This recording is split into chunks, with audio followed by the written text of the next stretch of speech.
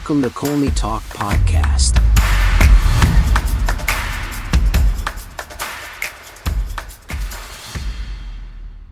Hello and welcome. I hope you're doing well and having a great weekend. You're listening to Colney Talk Podcast. I'm your host, Alex. I've got another bite-sized episode for you here today on Arsenal's game against Brentford. We started with a very respectful observation on a moment of silence before the game. It was a pin drop moment. What is seen, just very serene and quiet, and kept everyone in that moment to just maintain that presence there of remembrance. And it was quite good to see. And on the game, it started off with a surprise omission for the captain. Odegaard wasn't in the game, and I guess he probably had an apparent knock or something. I didn't think that he wouldn't be there. Zinchenko, we already got some of those stories coming out leading up to the game during the week, but it was a surprise miss for Odegaard. But they're both out, and on the other hand, it was a welcome sight to have Partey line up and give us back that same sense of stability on the spine for the defensive side of the team, and the full debutant for Fabio Vieira, because we've seen him come in and sub, but starting off the game, this was another opportunity to see him play full game, or at least start the game pretty well. So that was good. And another historic moment as well, where Arsenal's bench representative included a 15-year-old Ethan Nwaneri, and you also had Souza and Smith, which were one of the much younger guys. But having Ethan Nwaneri on the bench was quite a surprise. It was really interesting for everyone, and it was a great moment. Obviously, brilliant 3-0 victory for us against Brentford. Just a few observations about the game. Martinelli just missed his very first setup. This was under 1 minute. The beautiful passes and movement, and beautiful pass from Xhaka to Martinelli, just squared up to just slot it right in, but he just missed his feet there. It was such a good setup play by Xhaka, and more on that about him. Massive credit to the team on their game plan. They really played really well. I mean, Ivan Toney and Brian Wembo, they really had the fewest touches in the first half. I think it was about 4 or 5, just past the half of that first half rather, and I think it neutralized Brentford's spark for them to kind of push.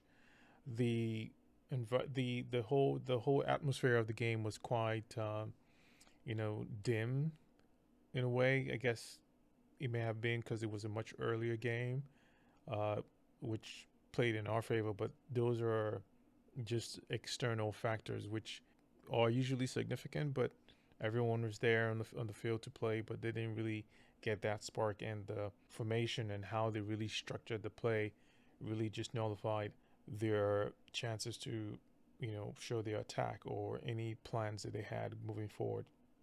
Fabio Vieira, he just take a bow, really. Just a big clap for him on that. Is beautiful goal. It was just a wonderful strike, and that's what I mean by taking these shots outside the boxes. They make beautiful passes at any position on the field, but when it comes to the box, there's this muted way of missed chances, like Martinelli had first minute of the game, and I don't know if sometimes that kind of kills their drive or that real final push to really score. But that should also remain if they have to shoot outside the box. Xhaka does that. A few other players do that who may not necessarily be the players equipped to do that. To see Martinelli do that a few times, to see Jesus do that, to see Saka do that, and in this case, Vieira doing that to score that goal was just brilliant. It was beautiful. It gives them that authority to do that. It creates this uncertainty on how things will move, because it keeps the center backs guessing. It keeps the goalkeeper not necessarily comfortable, because he feels like maybe we have to pass and get close into the box, making everything so unpredictable. That's the way it should be. So that was a wonderful strike by him. A beautiful goal, by the way. I didn't even think he was sure that he had slotted it right in. It took him a second to realize that, but a way to really, stamp his, passport into the league with that first goal. So that was beautiful. So just jump right into our top three for the game. First off, Xhaka, my man of the match. I mean, I would argue with anyone on any other person that would take that, but he takes this because he was beautiful in this game. He was brilliant. He obviously started off. He wore the captain's armband in the absence of Odegaard. He was in full display. He cleaned up Paul passes at the back with Gabriel and having himself, beautiful assist on the second goal. He played further forward at times, even helping with the pressure in pressing. Xhaka was on it in this game. He just was awake. He just really showed his presence here. Had a lot of heads up move, blocking quick releases by the goalkeeper Raya. I mean, it caused a yellow card, but I know that would have led to some other situations, which he did, and cleaning up some of these passes where there were gaps in between. And he just does it where it's just such a really smart position where he puts himself in, and he does that. Full applause to Xhaka. I mean, I you can even see a lot of the same recognition by Arteta, giving him a high five on the sidelines, and he was really impressed because he just did a lot in that game. Well-deserved recognition, as I said, and seeing how these players even show that same praise towards him, and just the fans giving him all that recognition and singing his song and everything. That was just the perfect bowl for him, and it's good that he leaves today knowing that he did more than just play and gets all that applause from his own players and the coaches, but the team in general. Everyone seeing that. The vibe in general towards Xhaka was positive in every sense of, you're doing more than we thought you did in the past, but right now he just did so much to deserve the man of the match. Next up, Jesus. I mean, no surprise there. He was just another. I mean, he had himself another nice goal lobbed from Xhaka, who kind of evidently showed why he deserved that top spot. Jesus did a lot of defensive contribution in the game. Not that he doesn't do that in the past, but this was a lot more. All the way back in our own half, in our own box, really helping, trying to build our counter attacks, but just trying to get the ball back and helping clean up and double team some of these players on the wing, alongside with Tierney. So I was pleased to see that. This is a great effort of how you see a player like Jesus just switch from his whole offensive prowess to just being defensive and really getting right into it. I just like that he can continue to do that, but not inside the box, where we can get ourselves some casualty by way of penalties or things like that. But Jesus just playing that way. I mean that his contribution. If everyone feeds off of that, Xhaka does the same thing. So they're all continuing to build the same mindset, the same culture, where when they transition to all playing defensive, that's the one mission for everyone. And I did see Martinelli do the same thing all the way on the right side, playing up defense on the player. I don't remember his name, all the way out till he lost the ball.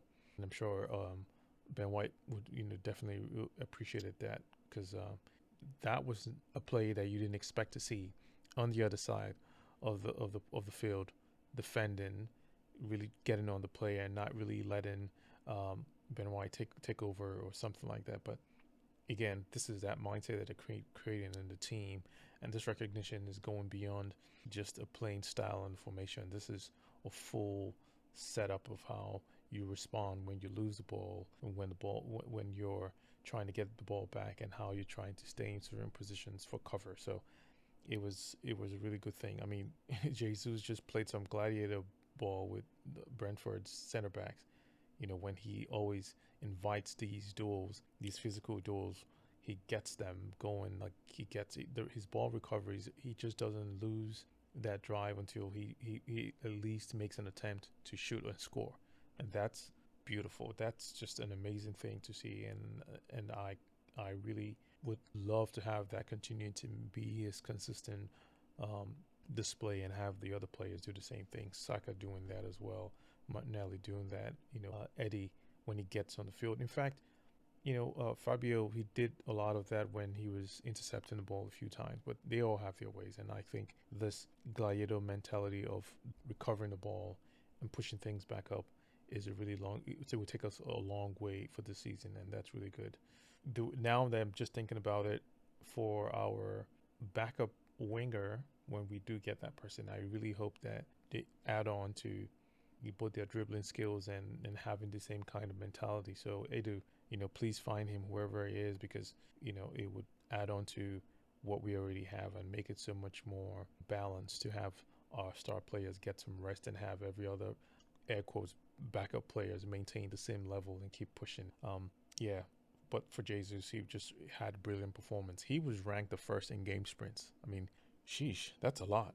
I would expect that for a midfielder, but it could be anyone. But it is very evident. So he takes the second spot of my top 3 player. The final of my top 3 is Ben White.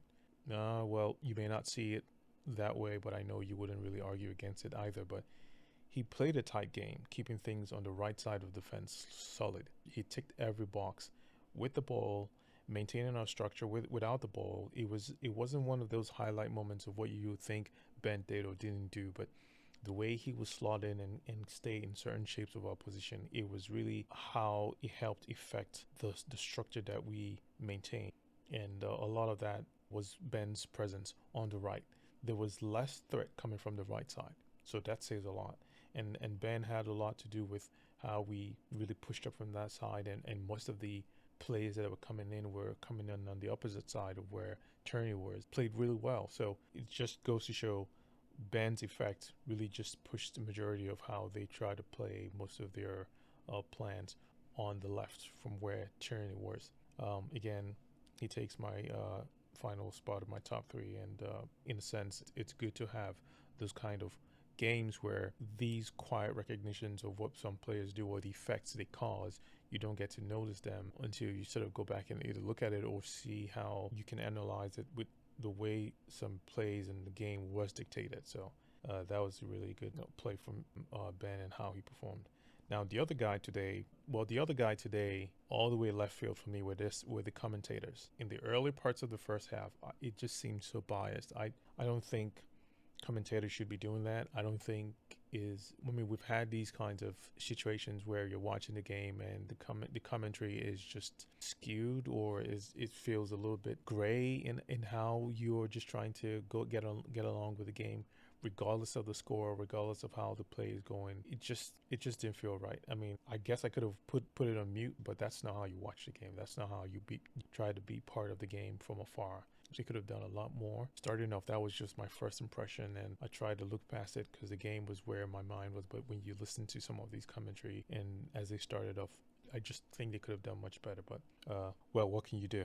That's what we get presented with for the game, and I'll leave it at that. So, yeah, those are my 3-1 nominees. Xhaka, Jesus, White, and the other guys where the commentators could have done a lot better. Hopefully they do that for other game it doesn't have to be Arsenal games, but in general, which I think kind of improved over time. But yeah, just had to call that out. That's it for my show today. I hope you enjoyed this very short podcast. Please share with your friend. Thank you for listening. Stay classy. I hope you enjoy the rest of the weekend, and I'll catch you on the next one. I know that we have a long break right now, which I'm sure players will need for recovery. And I know we have a much heavier steep coming in for October. So fingers crossed, very, very good performances and results, more important. But friends, thanks again, and talk to you later.